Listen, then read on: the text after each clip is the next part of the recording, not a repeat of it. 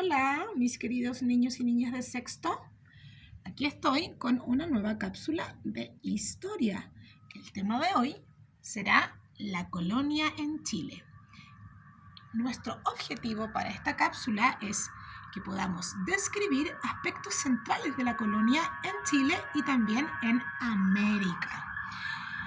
Recordaremos y reforzaremos contenidos trabajados el año pasado en quinto básico, ¿ya? Intentaremos darle un cierre a todo esto que estuvimos trabajando el año pasado, ¿ya? ¿Qué es lo que trabajaremos en esta cápsula? Vamos a hablar sobre la organización política, social, cultural y económica de la colonia en Chile y también en América. Ahora, para recordar, vamos a partir definiendo qué es la colonia. ¿Ya? La colonia, como lo dijimos el año pasado, es un periodo en la historia y en la historia de América y también de Chile, comprendido entre el año 1598 y 1810 en el caso de Chile. ¿Por qué estos 2 años? Porque en el año 1598 se desarrolla la Batalla de Curalaba, un enfrentamiento entre mapuches y españoles que va a marcar la definición del territorio, es decir, del río Biobío como frontera entre españoles y mapuche, ¿ya? Del río Biobío hacia el norte para los españoles y del río Biobío hacia el sur para el pueblo mapuche, dando término al periodo de conquista e iniciando el periodo de casi 200 años de dominio español llamado la colonia, que se va a acabar en el año 1810, ¿ya? Cuando se inicia el proceso de independencia, que es lo que vamos a estudiar en esta nueva unidad y que es por eso que estamos intentando recordar, ¿ya? Y como la colonia es un periodo en la historia de América, ¿ya? Y que en el caso de Chile se va a desarrollar por casi 200 años, ¿verdad? Por más o menos 200 años, vamos a decir finalmente que es este periodo de la historia de nuestro territorio que corresponde al dominio español, ¿verdad? Donde España va a establecer su dominio político, social, económico y cultural sobre los pueblos de América, ¿ya? No sin antes haber llevado a cabo un proceso bastante sangriento y violento en contra de los pueblos originarios y los verdaderos soberanos de estas tierras, ¿ya? Pero ¿para qué vamos a recordar la colonia en Chile? La vamos a recordar, chiquillos y chiquillas, porque nos va a permitir abordar el proceso de independencia, que es lo que a continuación vamos a empezar a trabajar. Entonces, esta cápsula es para recordar lo que estuvimos estudiando el año pasado y que da continuidad a lo que veremos ahora en clases, que será la independencia de Chile. ¿Ya? Entonces vamos a continuar con nuestra cápsula de aprendizaje que está súper entretenida. Acompáñenme. Vamos a continuar con nuestra cápsula, primero hablando del ámbito político, cómo políticamente los españoles establecieron la dominación en nuestro continente. Ya vamos a decir primero que fue a través de diversas instituciones, ¿ya? Que vamos a conocer ahora. Algunas instituciones estaban ubicadas y controlaban desde España y otras lo hacían desde América. Ya estaban en América y otras estaban en Europa. ¿Ya? ¿Me siguen hasta ahí? ¿Cierto? En España estaba el Consejo de Indias, ¿ya? Que era presidido por el rey de España y que era súper importante porque estaba encargado de establecer las leyes que iban a regir a América. Y también tenemos la Casa de Contratación, ¿ya? Y la Casa de Contratación, que también estaba ubicada en España, específicamente en Sevilla, va a controlar todo lo que tiene que ver con el comercio entre América y España. Y más adelante también vamos a volver a recordar la Casa de Contratación, ¿ya? Ahora, en América, ¿qué instituciones estaban en América? Para que vayamos intentando recordar. Primero estaban los virreinatos, ya que eran unidades de territorio, que eran 4 territorios y que en el fondo eran las organizaciones administrativas más grandes que habían en América. Ya después vamos a conocer bien cuáles eran esos 4 territorios llamados virreinatos. También tenemos por acá las capitanías generales, que eran subterritorios que se ubicaban en los virreinatos, y debo decirles con anticipación que Chile era una capitanía general, que estaba ubicada en el virreinato llamado del Perú. También tenemos la Real Audiencia. Ya había una Real Audiencia en cada uno de los virreinatos y también en otros lugares importantes. Y la Real Audiencia cumplía el rol de tribunal de justicia acá en América. ¿Ya? Era como los tribunales. Y finalmente tenemos el Cabildo. ¿Ya? El Cabildo, esta era una institución muy importante porque era la única en la que estaban representados los vecinos y vecinas de la ciudad. Por lo tanto, el Cabildo equivale hoy día a la municipalidad de lo que nosotros conocemos hoy en día. ¿Ya? Entonces acá tenemos la organización política que los españoles establecieron en nuestra América. ¿Ya? En términos políticos, las instituciones se dividen en 2, en las que estaban ubicadas en España, el Consejo de Indias, que creaba las leyes, y la Casa de Contratación, que controlaba el comercio entre América y España. Y en América tenemos los virreinatos, que eran las unidades de territorio administrativo más grandes, las capitanías generales, que eran otras más pequeñas, las reales audiencias, que eran los tribunales de justicia, y el cabildo, que hacía las veces de municipalidad, que representaba a los vecinos. ¿Ya? Entonces aquí tenemos el ámbito político. Muy bien, siguiendo con nuestra cápsula, y para seguir explicando el ámbito político, vamos a recordar que en América estaban los virreinatos y las capitanías generales. Ahora les voy a hablar un poquito más en detalle sobre los virreinatos, ¿ya? El virreinato, acá yo les hice un dibujo, ¿ya? América, me falta la tilde en América, le vamos a poner al tiro la tilde, ¿ya? Que no se nos vaya a olvidar. Estaba dividida en 4 virreinatos, ¿ya? Miren, acá aparecen. Nueva España se llamaba uno, Nueva Granada, Virreinato de Perú y Virreinato del Río de la Plata. Ya en este mapa que yo les acabo de hacer está la simbología de estos 4 virreinatos. En el norte, comprendiendo lo que es México, ¿verdad? El Virreinato de Nueva España, de color rosado. ¿Ya? Todo lo que comprende el norte de América. De color verde, el Virreinato de Nueva Granada, ahí lo estoy enfocando, que en el fondo abarca lo que hoy día conocemos como Colombia y Venezuela principalmente, ¿ya? Y no únicamente. Igual que acá principalmente México y Centroamérica, ¿ya? Pero no únicamente. Vamos hasta ahí. Nueva España, Nueva Granada.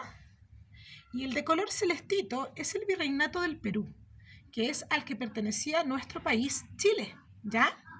Y al que además estaba Perú, parte de Bolivia y también Ecuador, ¿ya?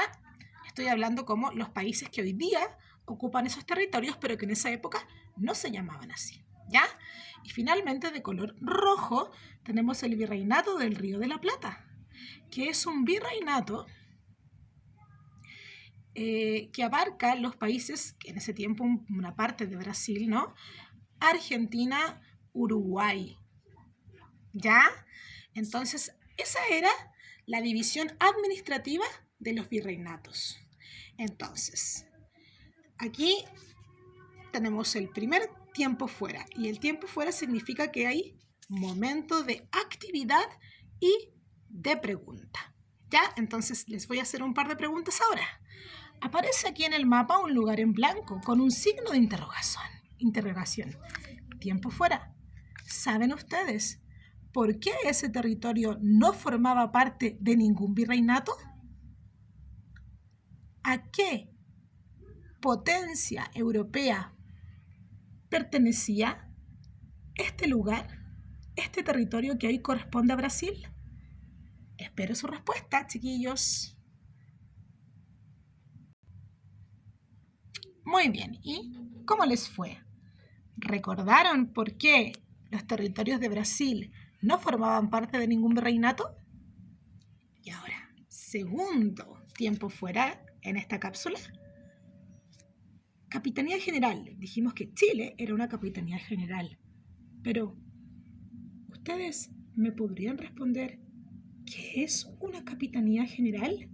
¿Podríamos investigar qué es una capitanía general? ¿Alguien sabe? Les voy a dar unos minutitos para que investiguen. Capitanía General. ¿Qué sería la Capitanía General? A la vuelta del tiempo fuera, responderemos a ambas preguntas. ¡Excelente! Ya volvimos del tiempo fuera y la respuesta a la pregunta de por qué este territorio que corresponde a Brasil no pertenecía a ningún virreinato español es porque Brasil pertenecía al reino de Portugal, ¿verdad? Que en el Tratado de Tordesillas, que fue un acuerdo en el que llegaron ambos países, se dividieron los territorios y este territorio queda para Portugal, ¿ya? Y acá, en este caso, si es que no pudieron averiguar qué era una capitanía general, que es lo que le correspondía a nuestro país como territorio administrativo, era un territorio con ocupación militar. ¿Y por qué? Porque eran territorios en los cuales podían ser atacados, ¿ya? Por su lejanía o por la ubicación de sus fronteras. Por lo tanto, la Capitanía General era un territorio que se caracterizaba por tener un ejército que lo defendía. Y en el caso de Chile, obviamente, yo creo que fue mucho también esto por la resistencia que hubo del pueblo mapuche, ¿no? Por lo tanto, jamás se logró doblegar a este pueblo y siempre se tuvo un ejército aquí apostado justamente en la frontera del río Biobío, en la frontera con el pueblo mapuche. Así que aquí tendríamos la cápsula con la primera explicación del ámbito político.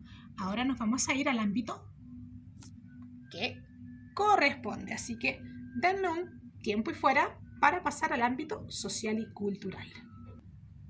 Continuamos con nuestra cápsula de historia sobre la colonia, donde estamos recordando, activando aprendizajes anteriores y tratando de reforzar lo que no pudimos, ¿cierto?, concretar el año pasado para poder avanzar en el conocimiento de la historia de nuestro país, específicamente en la independencia. Entonces, vamos a hablar de la sociedad colonial, ¿ya? La sociedad colonial, como aquí lo dice, sociedad colonial, estaba organizada de manera estratificada, ¿verdad? De manera jerarquizada. Habían grupos que estaban arriba en nuestra pirámide social y otros que estaban a la base de la pirámide, y eso tenía que ver con la valoración social y política que estos grupos sociales tenían, valga la redundancia. Ya vamos a abrir aquí. Yo les hice toda una explicación. Vamos a partir primero diciendo que la sociedad colonial estaba dividida por estamentos, grupos sociales bien definidos, separados unos de otros, de manera jerarquizada vertical. ¿Ya? Vamos a decir que arriba, no sé si se acuerdan, estaban los llamados peninsulares, que eran aquellos españoles que habían nacido en la península ibérica, es decir, en España. En segundo lugar, tenemos a los criollos, ¿verdad? Y los criollos van a ser el segundo grupo y van a ser los hijos de estos españoles peninsulares, pero estos criollos van a ser nacidos en América. Por lo tanto, la definición de criollo sería español nacido en América, ¿ya? Acá, o hijos de españoles nacidos en América. En tercer lugar, en esta sociedad estratificada, vamos a tener a los mestizos, ¿ya? Y los mestizos van a ser justamente la mezcla biológica entre un criollo o un español, es decir, un hombre, muchas veces blanco, y una mujer indígena, ¿ya? Y este mestizaje va a ser biológico y también va a ser impuesto muchas veces. Las mujeres indígenas van a ser doblegadas y sometidas, ¿verdad?, para que ocurra este mestizaje.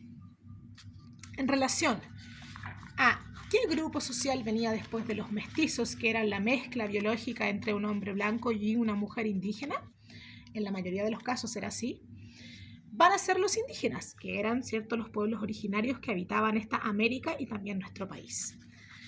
Después de los indígenas vamos a tener a todos los grupos afros, es decir, que venían del continente africano y descendientes de estos, ¿ya? Entonces, si yo logro mostrarles aquí cómo queda esto, vamos a decir que los estamentos estaban divididos entre peninsulares españoles, ¿cierto?, criollos, hijos de españoles nacidos en América, mestizos, ¿cierto?, mezcla biológica entre blancos e indígenas, los pueblos originarios de nuestra América indígenas y los afros y sus descendientes al fondo de esta pirámide o de este grupo, ¿ya? Ahora los voy a invitar a pasar a la actividad principal de esta cápsula, así que acompáñenme porque tiene que ver justamente con el ámbito social-cultural de la colonia.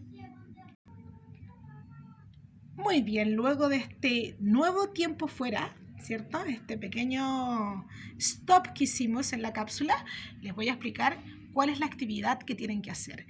La sociedad mestiza, ¿ya? Es importante que lo primero que hagan en su cuaderno sea buscar más atrás en este video y responder: ¿qué es el mestizaje? ¿Por qué la sociedad colonial es una sociedad mestiza? Entonces, deben definir qué es el mestizaje en su cuaderno. Ojo, ojo, atrás en el video aparece la respuesta. Lo expliqué. Y luego de que han respondido qué es el mestizaje en su cuaderno, vamos a responder qué tipos de mezclas se daban en la sociedad colonial, ¿ya? Esto también lo vimos el año pasado.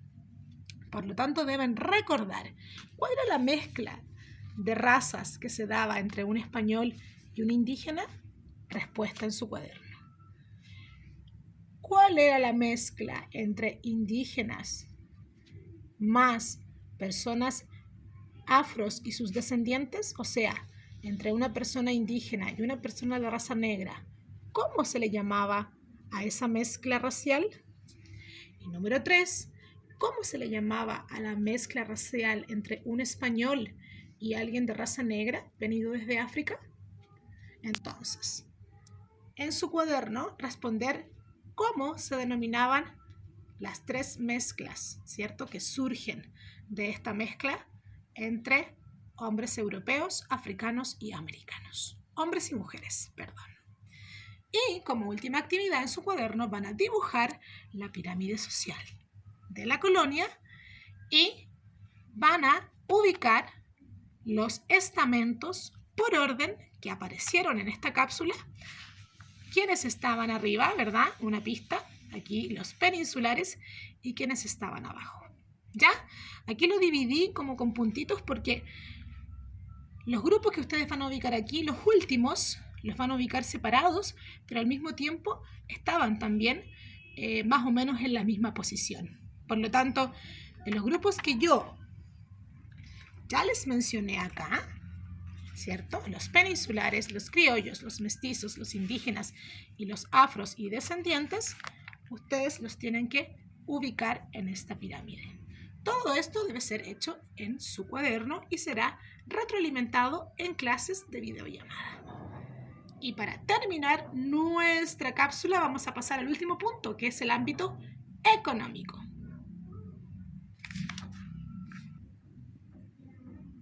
Y en nuestro último tiempo y fuera, el ámbito económico de la colonia en Chile, ¿ya? Entonces acá yo he preparado un pequeño tríptico que dice que España y América se relacionaban económicamente a través de un monopolio comercial. ¿Qué era el monopolio comercial? El monopolio comercial era justamente que América solo podía importar comprar productos a España y que además solamente podía exportar y vender productos a España. Es decir, entre América y España había una relación comercial única, donde americanos y españoles se exportaban e importaban entre ellos. Y América tenía prohibido comercializar productos de cualquier tipo con cualquier otra nación de Europa o del mundo. ¿Ya? Este monopolio comercial que tenían los españoles, este control del comercio con América, lo controlaba la Casa de Contratación desde España. ¿Se acuerdan que les había hablado? A través de un sistema de flotas y galeones, que era un sistema de barcos, ¿ya? A través del cual se transportaban estos productos, y los galeones, que eran barcos de guerra. No sé si ustedes conocen la canción El galeón español llegó, llevando una estela en el mar, que se baila mucho en las fiestas de los adultos. Bueno, ese galeón español era un barco de guerra que protegía las flotas que llevaban los productos de los corsarios y piratas que intentaban asaltarlas, ¿ya? Asaltar las flotas y robarle sus ganancias, ¿ya? ¿Para qué era todo esto? Porque España estaba obviamente luchando por convertirse en una potencia mundial, que ya lo era, pero mucho más todavía. Me tomé mucho. Bueno, y después de nuestro último tiempo y fuera, que fue una interrupción, espero que les haya quedado claro, en el fondo, cuáles eran los productos, qué era el monopolio comercial. Ahora, súper importante, niños y niñas, voy a dejar junto con esta cápsula un PPT que va a apoyar y a explicar todo esto que yo también he mencionado, ¿ya? Para que puedan reforzar sus recuerdos y activar también lo que el año pasado alcanzamos a ver sobre la colonia en Chile, ¿ya? Entonces, si no hay nada más que decir, me despido recordándoles que deben desarrollar las actividades que están ya asignadas para su cápsula de aprendizaje. Nos vemos, mis queridos niños y niñas, hasta una próxima cápsula.